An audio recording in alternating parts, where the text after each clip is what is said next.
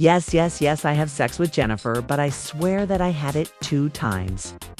But I don't know why I never enjoying that in this Starloom city always looked beautiful from the outside, bright towers, slow-moving luxury cars, neon lights spilling across polished sidewalks.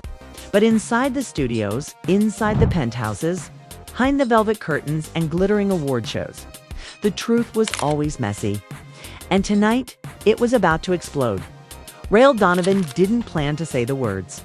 They just slipped out, unfiltered, raw, sharp. In the middle of a late-night interview that was supposed to be about his new film, the cameras were rolling, the crew was tired, and Rael, a man famous for perfect discipline, suddenly lost all control. "Yes, I did sleep with her," he said, the words dropping heavy like stones. "But I didn't enjoy it, and I don't even know why it happened." The interviewer blinked, stunned. "You mean Leora Hale?" Everyone in Starloom knew Leora, a powerhouse singer-turned-actress with a voice that could slice through silence like a diamond blade. Elegant, flawless, adored. And Rael, well, he was one of the city's most admired leading men. The type of person who always looked like he had everything in order. Calm, charming, grounded. But the truth was far from perfect. "I'm not the type of person who settles." Rael continued, his voice uneven. "Never have been." He exhaled deeply as if wrestling with a truth he had long tried to avoid. "Maybe I'm like I don't know, like a bee, always going from flower to flower, never staying long enough to build something real." He stared at the floor. "If that's my flaw, then I own it. But I wish Lonnie would just tell the truth about what really happened between us." The crew froze. The interviewer didn't breathe. Even the lights hummed louder as if aware of the tension now filling the studio. Lonnie Miles, the name hit like a thunderclap across Starloom City. Lonnie Rael's former best friend, creative partner, and the man who had introduced him to Leora in the first place. And now Rael was suggesting betrayal. The interviewer leaned in softly. "What truth do you want Lonnie to admit?" Rael's jaw tightened. That he lied about everything. About his relationship with Leora. About what he told her. "About what he told me." He shook his head, almost laughing at himself. "Maybe I shouldn't be saying this on camera, but I'm tired. I'm tired of carrying secrets that don't belong to me." The crew exchanged glances. A public meltdown on camera was gold, the kind that could shatter reputations and fuel headlines for weeks. But none of them dared move. Rael had that effect. When he spoke, people listened. Rael rubbed the bridge of his nose. "You know, Starloom makes us think we have to be perfect. Perfect smiles, perfect relationships, perfect lies." He paused. "But the truth is, I'm a mess. And I think Leora is too." The interviewer's heart thumped. "So what exactly happened between you and Leora?" For a moment, Rael didn't answer. He stared at the bright studio lights, almost blinded by them. Then he lowered his gaze, his expression shifting. "It wasn't love," he said quietly. "It wasn't even passion. It was pressure, expectation, a moment of weakness." His eyes darkened, and I hated myself after. He looked up, meeting the interviewer's eyes with a tired kind of honesty. "I never wanted to hurt her. But she wasn't the person people believe she is, and neither am I." A long silence followed. The interviewer tried to form another question, but Rael beat him to it. "Lonnie knew what he was doing," Rael said. "He played both of us. Told her things about me that weren't true. Told me things about her that weren't true." His voice cracked just slightly. The first sign that the emotion was not just frustration, but something deeper. He wanted drama. He wanted control. He wanted a story he could direct. The interviewer hesitated. "You're saying Lonnie manipulated the situation?" Rael gave a sad, tired smile. "Manipulated? No, he orchestrated it." The cameras captured everything, the tremble in his voice, the pain in his eyes, the exhaustion of a man carrying too many expectations. Then Rael looked straight at the lens, a direct, piercing stare. "I'm tired of being quiet. If I'm the villain in their story, fine. But I'm done pretending." His voice softened again. "I just wish Lonnie would tell the truth about Leora, about me, about everything." The interviewer swallowed. What truth? That he wanted us against each other. That he knew I was emotionally fragile. That he knew Leora was chasing affection she couldn't find. That he used both of us for attention and then pretended he was the victim. The room was silent. Rael leaned back in his chair, shoulders heavy. Maybe I shouldn't say this. Maybe I'll regret it tomorrow. Maybe it'll blow up my career. He let out a breath, his eyes distant and vulnerable. But for once, I want to be honest. He looked away. Leora didn't deserve the way things ended. And I didn't deserve the blame I got. He shifted forward, resting his elbows on his knees. And Lonnie didn't deserve my trust. The interviewer opened his mouth to ask another follow-up. But Rael suddenly stood. His movements were calm, slow, but his face was etched with exhaustion. I'm done for tonight, he said. Use whatever you want from this interview. He glanced back at the camera one last time. Just make sure the truth is in there somewhere. He walked off the set, leaving behind a stunned crew. A trembling interviewer and footage that would soon ignite the biggest scandal Starloom City had seen in years. As the studio door closed behind him, the sound echoed like a final chapter slamming shut. But Rael Donovan didn't know this was just the beginning. The storm was coming, and Starloom City loved a storm. When Rael Donovan left the studio that night, Starloom City was already awake. Not the peaceful kind of awake, but the hungry kind. The kind that sniffed out drama like wolves catching the scent of blood. And the moment the interview footage leaked, the city lunged. Not even an hour had passed before Rael's phone lit up with frantic notifications. His publicist, Mara, called 16 times. His agent, Seth, called 10. Leora's team. They didn't call, they attacked. But Rael didn't answer anyone. He drove through Starloom's late-night streets with the windows down, letting the cold air hit his face. He didn't know whether he was trying to clear his mind or punish himself. Maybe both. His heart felt heavy. His thoughts were loud. Every billboard he passed showed smiling faces, glowing eyes, polished careers. But none of those smiles were real. He knew that better than anyone. Behind every billboard was a story. Fame, loneliness, betrayal, or all three. Tonight, he had stripped his own story bare. And somewhere in the city, people were already tearing it apart. The phone call that couldn't wait, Rael's phone buzzed again, vibrating across the dashboard. He almost ignored it until he noticed the caller ID, Sienna Vale, of all people. Sienna was the last person he expected to hear from. She was a director, brilliant, sharp, and completely uninterested in gossip. She and Rael had worked together years ago, before fame hardened both their lives. He sighed and picked it up. What? He said, sounding more tired than angry. Her voice came through the speaker, controlled and cold. You just set the city on fire. Congratulations. I didn't mean to. You did, she said. And you know you did. You're too smart to pretend you didn't. Rael rubbed his forehead. Sienna, I wasn't thinking straight. No, she replied. You were finally thinking honestly. There's a difference. Silence hung in the car. Rael, she continued, softer now. People are going to twist your words, shape them into the ugliest version of your truth. You know how the machine works? I know. Then you also know Leora's team will come for you. I expected that, Rael said quietly. And Lonnie? She asked. He's probably already rehearsing a dramatic monologue for the press. Rael laughed bitterly.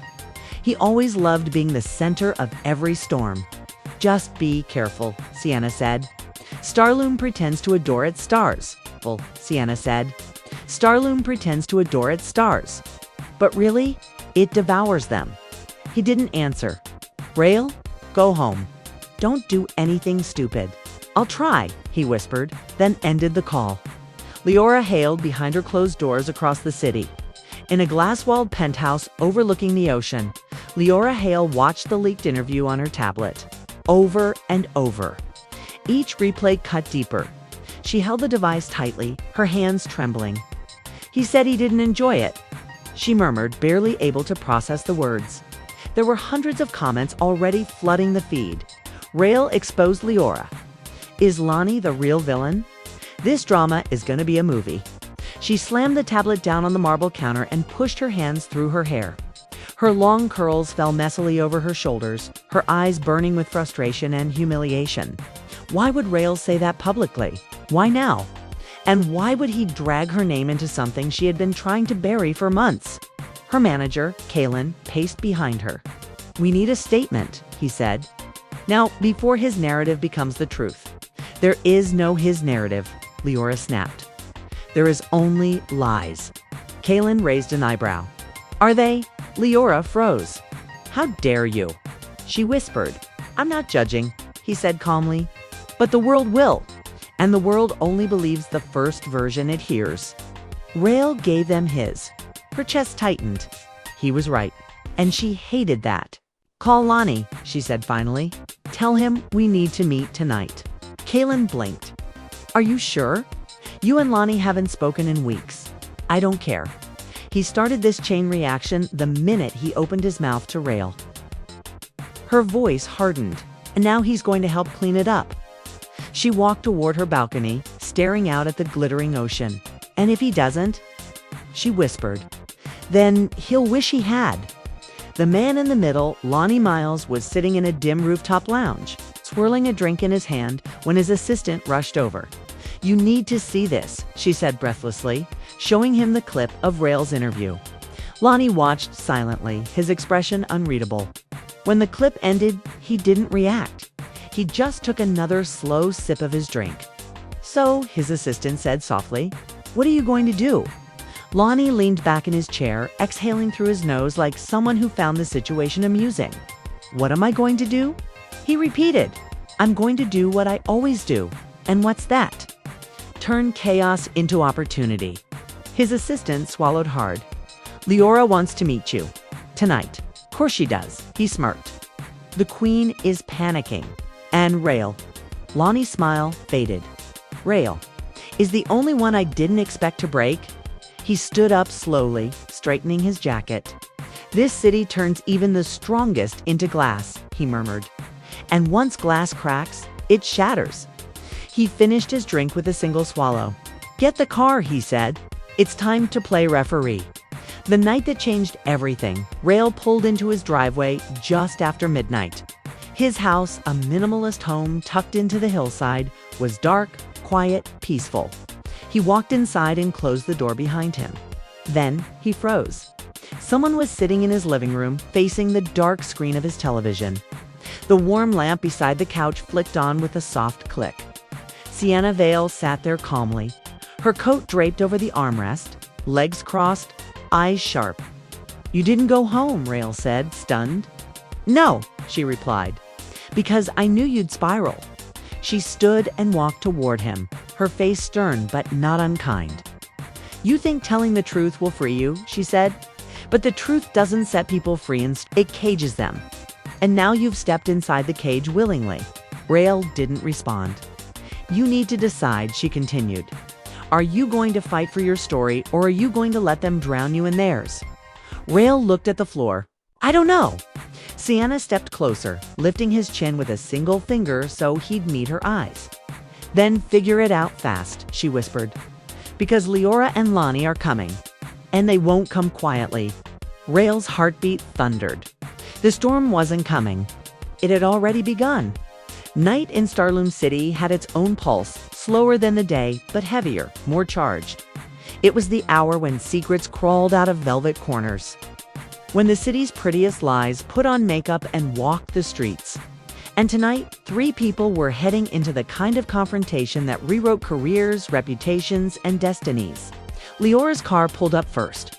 She stepped out dressed in a long obsidian coat, her face hidden behind dark sunglasses despite the moonlight.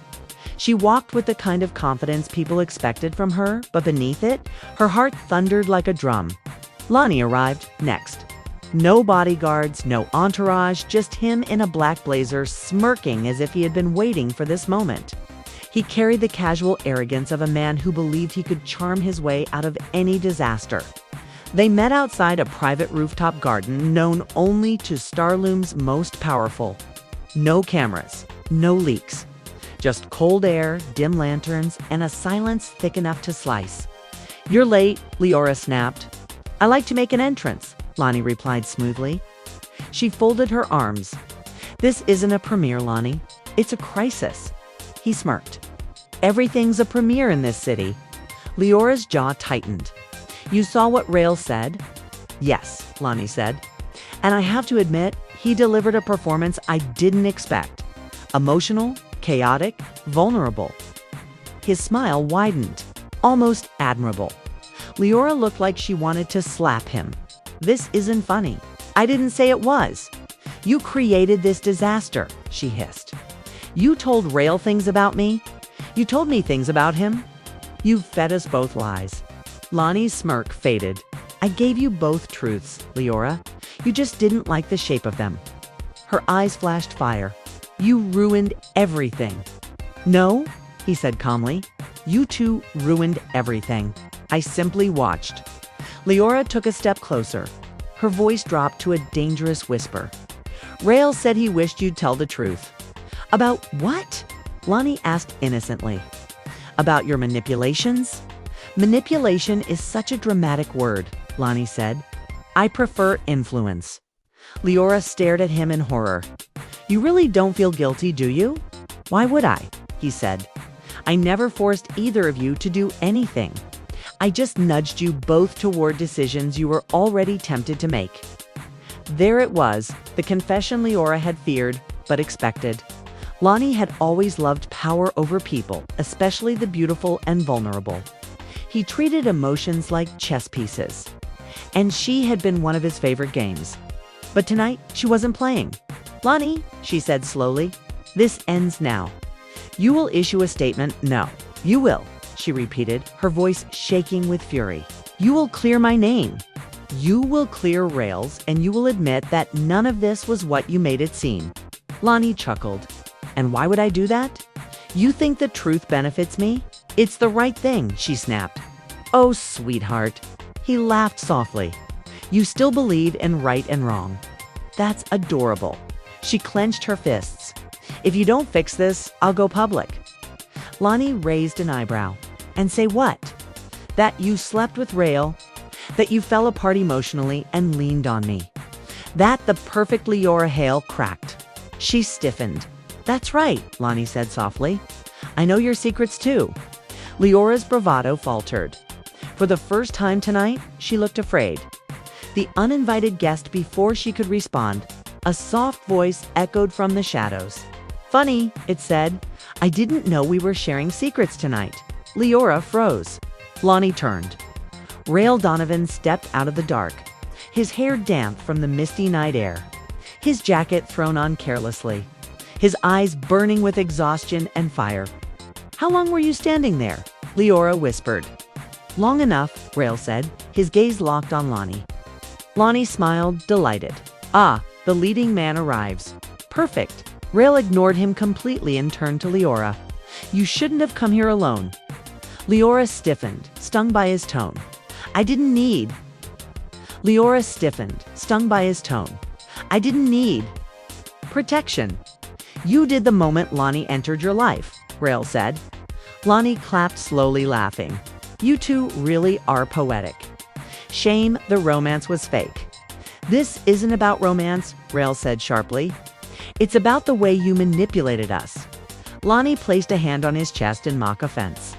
"Manipulated me? I'm just a storyteller. I give people narratives to follow.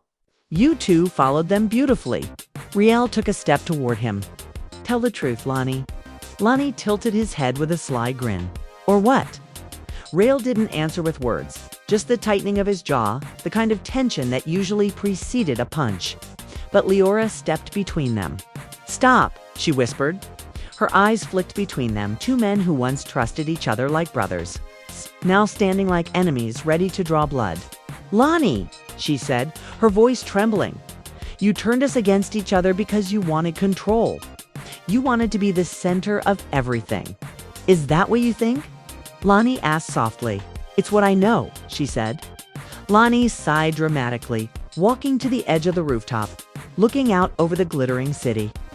"Rail," he said without turning around, "do Do you really believe I caused all of this? That you and Leora had no part in it? It doesn't matter what part we played, Rael said. You made it worse. You lied, you pushed. You twisted. Lonnie laughed quietly. Then you're more naive than I thought. He turned back to face them. Both of you came to me broken, searching for validation, for direction, for escape. You used each other because I gave you permission to. You called me your confidant, your guide, your friend. We trusted you, Leora said softly. And that's your mistake, Lonnie replied. You don't trust anyone in Starloom, especially not me. Rael stepped closer. Then admit what you did. Lonnie's smile returned, slow, cold, triumphant. No, the words sliced the air. The moment everything shifted, Rael felt something snap inside him, the kind of quiet snap that changes a man forever. You want to play games? Rael said softly. Fine, but I'm done letting you write my story. Lonnie raised an eyebrow. And what exactly are you going to do? Rael took out his phone, lifted it, and pressed a button. A small blue light glowed. Leora's eyes widened. Rael, were you recording? Rael didn't look away from Lonnie. Every word. Lonnie's smirk faltered for the first time. That recording goes live, Rael said. If you try to twist this any further... Lonnie blinked, stunned. You wouldn't? He whispered. Rael took a final step toward him, their faces inches apart. Test me. Lonnie stared at him a long, tense moment where the city's wind seemed to pause. Then Lonnie's expression changed into something Rael had never seen before. Not anger, not fear, but curiosity. Well, Lonnie whispered, lips curling. Maybe this story just got interesting. The end of control, Leora's breath caught in her throat. Rael lowered the phone. Lonnie stepped back. And just then, far below the rooftop, the first sirens of paparazzi cars echoed through the night. They had been found. The city was coming, and this time there would be no shadows left to hide in. The sirens were just the beginning. By the time Rael, Leora, and Lonnie realized Starloom City's paparazzi had found the rooftop, the night had transformed from tense negotiation to chaos. Flashbulbs cut through the dark mist, creating a strobe of exposure that mirrored the inner turmoil each of them carried. Every shadow, every secret was now illuminated not by honesty but by the unrelenting hunger of the city. Rael ducked instinctively, though it did little against the photographer's relentless aim. Leora's coat flared as she moved sideways, trying to block herself from the cameras. Lonnie, ever the master of composed facades, raised his hands in mock surrender, smiling for the flashes as though he had orchestrated every frame of this disaster. They're not here for the story, Leora whispered through gritted teeth. They're here for us. No, Rael said, voice low. They're here for what we represent, the chaos they want to consume. Lonnie, finally abandoning any pretense of ease, stepped close. Then maybe we give them what they want. Let them see the real story unfiltered. Rael's eyes narrowed. You just want to turn this into a spectacle, don't you? I want to survive, Lonnie corrected smoothly. And in this city, survival isn't about hiding. It's about owning the chaos. The public eyes by now, news vans had circled the building. Live feeds streamed the rooftop like a war zone. Viewers across Starloom City watched three figures silhouetted against lantern light, tension radiating from their stances. Social media exploded, comments spiking every few seconds. Rael finally confronts Lonnie. Leora's about to snap. Someone's going to lose it. Inside the city's digital bloodstream, the story mutated faster than reality itself. Every interpretation, every misread glance became a new headline. The city didn't care about context. It only craved drama, and this rooftop gathering was a goldmine. Leora's phone buzzed nonstop. Texts from managers, friends, reporters, and even random strangers. She glanced at a message from one of her closest allies. Do not engage. Walk away. But Leora couldn't. Not tonight. Not with Lonnie's smug face and Rael's righteous anger filling the space between them. She dropped her phone into her coat pocket and inhaled sharply. We're not leaving until this is resolved, she declared. Truth and confrontation. Rael stepped forward, his phone still glowing in his hand. the device that could either destroy or protect them all. "Lonnie," he said, "you've manipulated both of us for months. Feeding lies, twisting facts, creating chaos to watch us burn. I won't let it continue." Lonnie's smile wavered, a rare crack in his armor. "And what makes you think you can stop it?" "I don't have to think," Rail said. "I know." Leora finally joined his side, her hand brushing against his. The gesture was subtle but unspoken, a shared understanding that they weren't alone anymore. Together, they were formidable, two forces refusing to be pawns. Lonnie regarded them for a long moment. Then, unexpectedly, he laughed, not mockingly, but almost in admiration. "Clever. You think aligning yourselves will save you?" "It's not about saving ourselves," Leora said sharply. "It's about finally telling the truth. About us, about you, about the lies." "And what about Rail's confession?" Lonnie asked, tilting his head. "The one that made headlines before you even arrived." Rail's jaw tightened. "It was honest." "That's more than I can say for you." The web of lies unravels. The wind picked up, carrying the sound of the city like a chorus of whispers and accusations. Rail, Leora, and Lonnie were no longer just individuals. They were symbols of a larger story, one that Starloom thrived on: betrayal, power, love, and collapse. Lonnie's smirk faded as he realized the extent of the challenge. Two people who had been under his influence were now standing shoulder to shoulder against him. His usual control over perception, over narrative, over panic slipped through his fingers like smoke. "Do you really think you can stop the story?" he asked quietly, almost genuinely. "Stories in this city don't stop. They mutate, they evolve, they consume. You're just another chapter." Leora's voice, sharp and clear, cut through the night. "Then maybe it's time for the chapter to change. We're writing it now with truth, not lies." Rail raised his phone, showing the recording. Lonnie's eyes flicked to it, calculating, considering. For the first time, the city's master manipulator was on the defensive. "You're bluffing," Lonnie said finally. Rail shook his head. "Not a bluff. You can try to spin it your way, but everyone will see the truth eventually. This is your choice. Continue manipulating or finally step aside." Lonnie's jaw tightened. The smirk vanished. "He didn't." Jaw tightened. The smirk vanished. "He didn't."